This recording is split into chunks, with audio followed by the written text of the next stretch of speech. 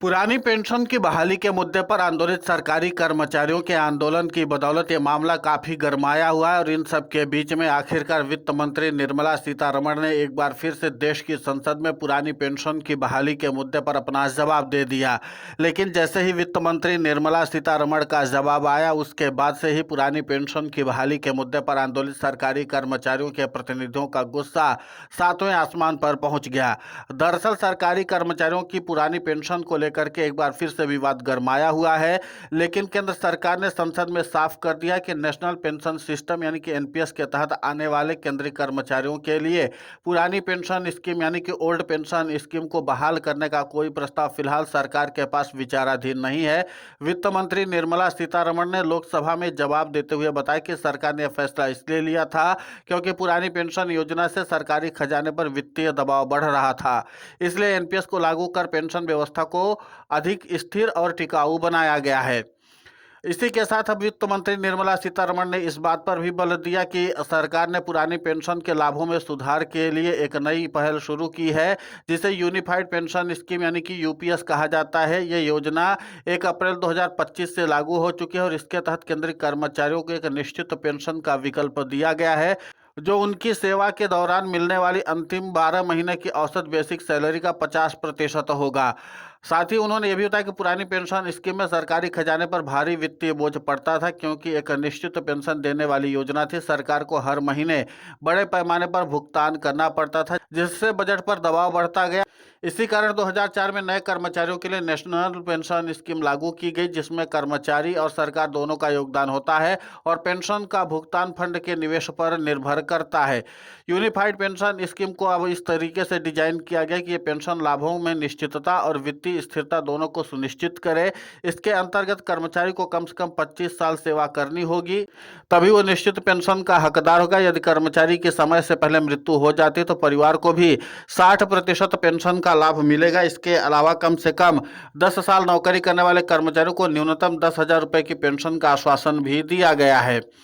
अब आपको बता दें कि सरकार लगातार पेंशन प्रणाली को बेहतर बनाने के लिए काम कर रही है जो वित्त मंत्री निर्मला सीतारमण का बयान है ताकि कर्मचारियों को उनकी सेवा के बाद बेहतर वित्तीय सुरक्षा मिल सके। एनपीएस और यूपीएस के माध्यम से यह सुनिश्चित किया जा रहा है कि देश की पेंशन व्यवस्था आर्थिक रूप से टिकाऊ और कर्मचारियों के लिए फायदेमंद बनी रहे। लेकिन यह तो वित्त मंत्री निर्मला सीतारमण का पक्ष है जबकि वित्त मंत्री निर्मला सीतारमण के इसी बयान को लेकर के पुरानी पेंशन की बहाली के मुद्दे पर आंदोलित सरकारी कर्मचारियों के प्रतिनिधियों ने साफ तौर पर घोर आपत्ति जताते हुए कहा कि वित्त मंत्री निर्मला सीतारमण ने एक बार फिर से देश भर के सरकारी कर्मचारियों को ठगने का काम किया है क्योंकि पुरानी पेंशन की बहाली के मुद्दे पर आंदोलित सरकारी कर्मचारी सिर्फ और सिर्फ हूबहू पुरानी पेंशन की बहाली की मांग पर अड़े हुए हैं। और वित्त मंत्री निर्मला सीतारमण ने एक बार फिर से पुरानी पेंशन की बहाली के मुद्दे पर अपना जवाब देश की संसद के सामने रख दिया है कि वो फिलहाल किसी भी हाल में पुरानी पेंशन की बहाली नहीं करने वाली हैं। लेकिन इसी के साथ पुरानी पेंशन की बहाली के मुद्दे पर आंदोलित सरकारी कर्मचारियों के प्रतिनिधियों ने कहा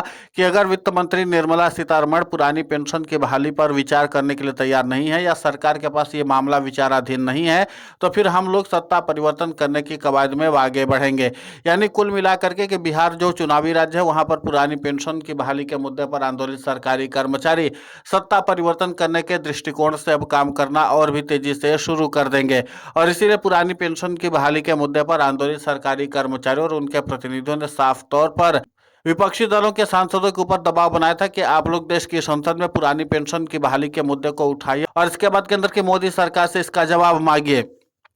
तो केंद्र की मोदी सरकार के तरफ से पुरानी पेंशन की बहाली के मुद्दे पर आखिरकार जवाब साफ तौर पर दे दिया गया और ये कोई नया जवाब नहीं है। पिछले 5 सालों से लगातार केंद्र की मोदी सरकार पुरानी पेंशन की बहाली के मुद्दे पर एक ही जवाब देती आई है कि पुरानी पेंशन की बहाली का मुद्दा सरकार के पास विचाराधीन नहीं है और सरकार यूनिफाइड पेंशन स्कीम और नेशनल पेंशन सिस्टम की जमकर तारीफ कर रही है। अब ऐसे में देखना महत्वपूर्ण होगा कि जिस तरीके से पुरानी पेंशन की बहाली के मुद्दे पर आंदोलित सरकारी कर्मचारियों के प्रतिनिधियों का गुस्सा अब 7वें आसमान पर पहुंच गया है। वित्त मंत्री निर्मला सीतारमण के बयान के बाद। तो अब ये देखना होगा क्या कि सरकारी कर्मचारी क्या बिहार में सत्ता परिवर्तन करने में सफलता हासिल कर पाते हैं या नहीं। सबसे बड़ी चुनौती यही है, क्योंकि अब सरकारी कर्मचारी वोट की चोट के जरिए सत्ता परिवर्तन करने की कवायद में काफी आगे बढ़ चुके हैं और रणनीतिक तौर पर भी पुरानी पेंशन की बहाली के मुद्दे को एक नई धार देने की कवायद में जुटे हुए हैं। और इसीलिए पुरानी पेंशन की बहाली के मुद्दे को लेकर के काफी व्यापक तौर पर जहां विपक्षी दलों के सांसदों ने चर्चा की तैयारी की थी, उसके पहले ही वित्त मंत्री निर्मला सीतारमण ने साफ तौर पर इस बात का जवाब दे दिया है